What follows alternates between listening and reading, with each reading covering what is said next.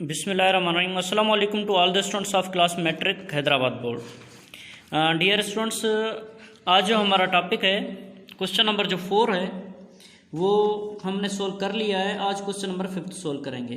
Question number 5 में है if A is equal to A B C D find proper subsets of A के सारे proper subsets find out करने हैं। और क्या कहता है, in improper subset of A का इम्प्रॉपर सबसेट भी फाइंड आउट करना है।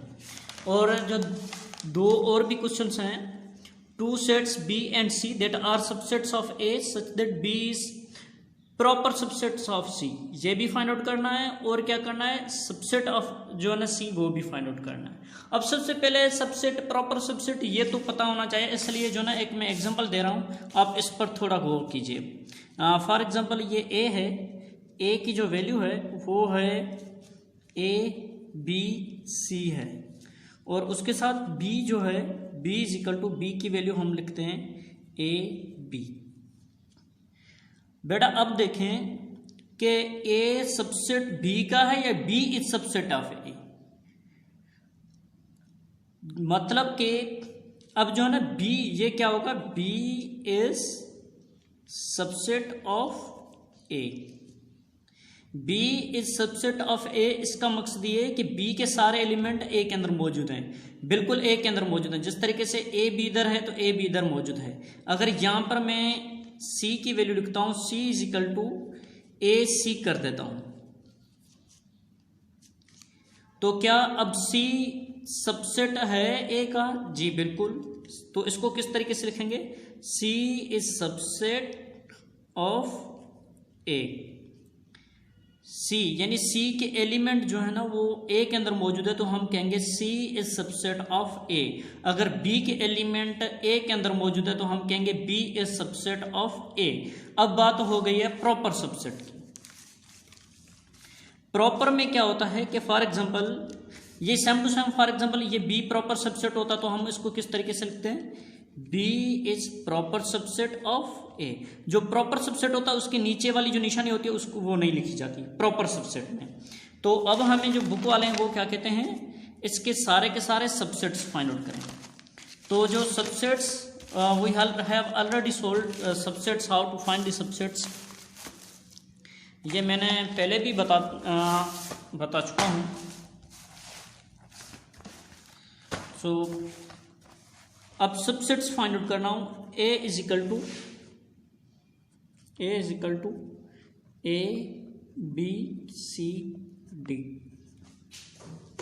अब इसके सारे के सारे सबसेट्स फाइंड आउट करने हैं। सबसे पहले क्या करना है, एम्प्टी सेट, उसके बाद ए, फिर बी, फिर सी, उसके बाद डी, फिर क्या लिखेंगे, ए को सबके साथ लिखना होगा, ए को बी के साथ लिखना होगा, फिर ए को सी के साथ लिखना होगा, फिर ए को डी के साथ लिखना होगा, उसके बाद बी को सी के साथ लिखना होगा और बी को डी के साथ लिखना होगा।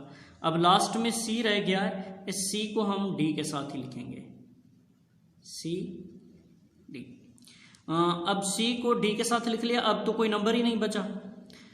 उसके बाद हम क्या करेंगे, 3 नंबर्स का सेट बनाएंगे।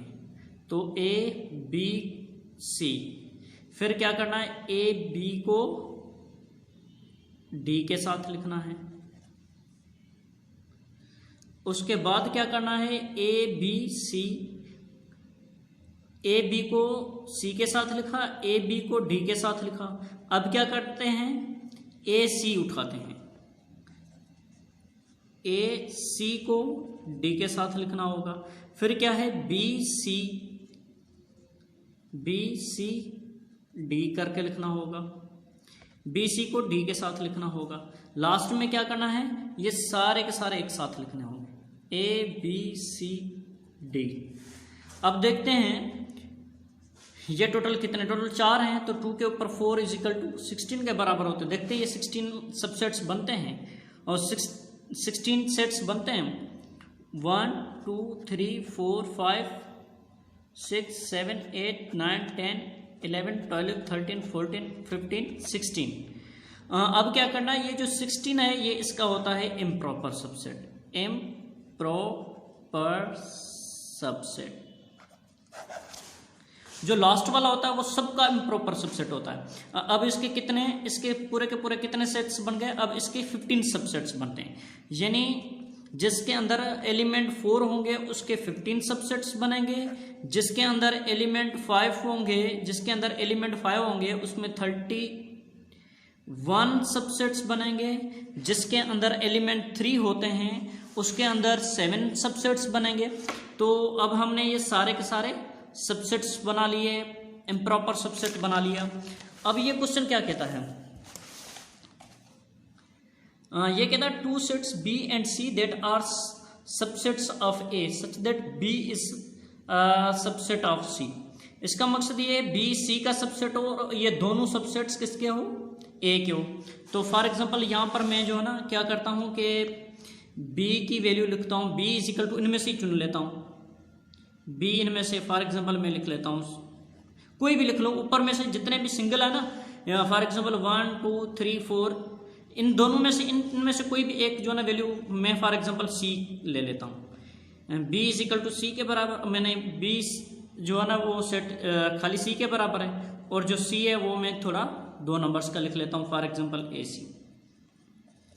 अब देखें B, अब क्या होगा, B is subset of C, B subset C का हो गया। उसके अलावा क्या है कि B और C दोनों सबसेट्स किसके हैं, B and C both are subsets of A, sorry proper subsets. ये होती है ये निशानी जो है वो होती है प्रॉपर सबसेट की, यानी B और C दोनों प्रॉपर सबसेट किसके हैं, A के हैं। उसके बाद नेक्स्ट क्वेश्चन भी इसी तरीके से है, 2 sets B and C that are subsets of A such that B is subset of C। Same to same कर दे तो भी ठीक है, अगर वैल्यू चेंज करके लिखें तो भी कोई फर्क नहीं पड़ता। उसके बाद क्वेश्चन नंबर जो 6 है, क्वेश्चन नंबर 6 में कहते हैं find all the subsets of A के सारे सबसेट्स फाइंड आउट करें, जिस तरीके से अभी मैंने फाइंड आउट किए हैं वो सारे कर लिए हैं। Otherwise find the power set of A. Power set of A का मकसद ये है कि अगर ये जो सेट्स मैंने सबसेट्स निकाले हैं जितने भी, उनको अगर मुझे पावर सेट बनाना होगा तो मैं क्या करूंगा, यहाँ से एक करली ब्रैकेट बड़ी वाली दे दूंगा, यहाँ से यहाँ तक, बस। मतलब the set of all the subsets is known as a power set. अब ये मेरा पावर सेट हो गया। उसके बाद क्वेश्चन नंबर 7 है, is there any set which has no proper subset, if yes specify the set. कोई ऐसा सेट है जिसका कोई भी प्रॉपर सबसेट नहीं है, तो अगर है ऐसा तो उसका कोई मिसाल दे दें। यस बिल्कुल ऐसा है, फॉर एग्जांपल ये एम्प्टी सेट है, इसका कोई भी प्रॉपर सबसेट नहीं होता, ये खुद ही प्रॉपर सबसेट है। उसके बाद क्वेश्चन नंबर 8 है, find a set which has only one proper subset. For example यहाँ पर ए है, तो इसका अगर मैं सेट्स निकालूंगा तो क्या होगा, एक एम्प्टी सेट बनेगा, दूसरा ए बनेगा, यानी 2 सेट बन गए, तो इसका क्या होगा, ये प्रॉपर सबसेट बन जाएगा और ये इसका इम्प्रॉपर सबसेट बनेगा। 8 के बाद 9th नंबर है, if elements if N number of element A is equal to 10। अच्छा, इसका मकसद ये है कि वो कहते हैं कोई ऐसा सेट है जिसके अंदर एलिमेंट्स जो हैं वो 10 हैं, तो उसके सबसेट्स कितने होंगे। तो आप क्या करेंगे, 2 के ऊपर पावर 10 लिखेंगे तो आपका आंसर निकल जाएगा। 2 के ऊपर 10, यानी 2 को आप 10 टाइम्स मल्टीप्लाई करें, 2 मल्टीप्लाई 2 मल्टीप्लाई 2, इस तरीके से 10 टाइम्स मल्टीप्लाई करेंगे तो आपका आंसर आ जाएगा। उसके बाद क्वेश्चन नंबर 9 हो गया। 10 number, use the set builder form to give an example of an null set. Null set का कोई आप मिसाल दे दें, जिस तरीके से ये मिसाल मैंने आपको पहले ही एक समझा दिया है, यानी कोई ऐसी वैल्यू जिसका इस दुनिया में कोई वजूद ही नहीं हो, यानी जिस तरीके से ये है x such that x is less than 5 and greater than 8। ऐसा कोई नंबर जो 7 से बड़ा हो और 8 से छोटा हो, मतलब ये हो ही नहीं सकता। तो आप ये भी एग्जांपल लिख सकते हैं, कोई और भी आप अपनी तरफ से लिख सकते हैं।